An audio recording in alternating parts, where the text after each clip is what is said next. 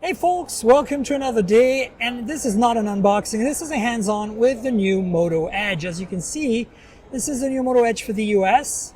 Very shiny, it's got a triple camera system in the back. I'll walk you through in a minute.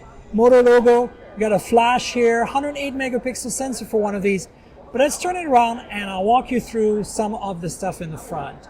So here we've got a 6.8 inch display. This is an IPS display, not an AMOLED like last year, and it's 144 hertz, which is an interesting decision. I would have gone for an AMOLED with maybe a 90 or 120 hertz display refresh, but there we go. It's 1080p, 6.8 inches, 144 hertz.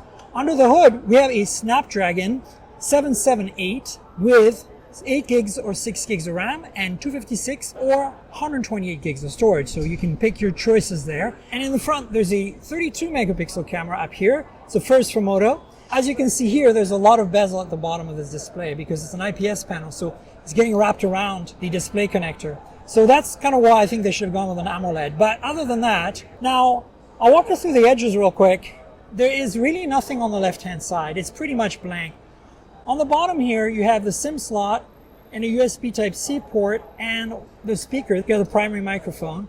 On top here, you have secondary mic. On the right-hand side, the business, right? Because it's an IPS display, it can't have an under-display fingerprint sensor. So right here is your fingerprint sensor embedded in the power lock key. You got your volume rocker here. It's pretty standard layout. This has a 5,000 milliamp hour battery. That's a lot of juice. And it charges at 30 watt. Now there's no wireless charging this year. Now let's talk about those cameras. I'll get up a little closer. You got 3 of them here. So one is a 108 megapixel main camera, no OIS, and then it's got phase detect autofocus. The other camera is an 8 megapixel ultra wide, and I believe it's one of these two. This is probably the main ultra wide. And this has autofocus, which allows it to be double as a macro camera. And then finally below is the 2 megapixel depth sensor. So, you know, again, these are not crazy specs. And if you remember, the Edge last year had a waterfall display, right? It was like around the edges like this, and that's why we all thought it was called Edge. Turns out that Edge really means the leading edge. So they're trying to be leading edge with these phones. I don't think this is a leading edge phone. I think this is a mid-range phone, and as such, it's totally fine. But it's a little bummer that they call this the Edge and it doesn't have that waterfall edge. And more importantly, it doesn't have an AMOLED display like last year. So, you know, that's kind of what I'm bummed about. But, you know, I think the biggest problem here is the price. This is a $600 phone with 8 gigs of RAM, 256 gigs of storage unlocked. And they're selling it for $500 for a couple of weeks initially, and it'll probably go on sale again later, right? So of course, when it goes on sale again, it'll still be a good deal. But I think for $700, if you compare this to the $700 Moto Edge last year, you know, you don't get an aluminum frame here. This is a plastic back, plastic frame. You don't get an AMOLED display, so it's a bit of a bummer. But of course, the Moto Edge Plus last year was a proper flagship. It had, you know, OIS on the main lens. It had that AMOLED, and more importantly, you know, it had wireless charging, a metal chassis, plastic back. So it's kind of hard to understand where Moto's going with this phone. But I mean, this color is nice. It's pretty shiny looking. I think it's going to appeal to some people, but I'm really hoping they can reduce the pricing to a much more manageable level.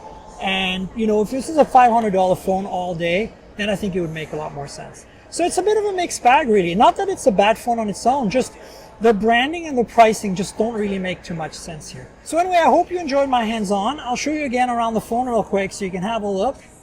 You know, it's really nice. It feels good in hand. It's a big phone, of course, you know, but you kind of expect that. So, and there you go. And for an IPS panel, I think this is a pretty good display. And for 144 hertz is going to be great for gaming. But again, at this price point, we should really be having an AMOLED screen.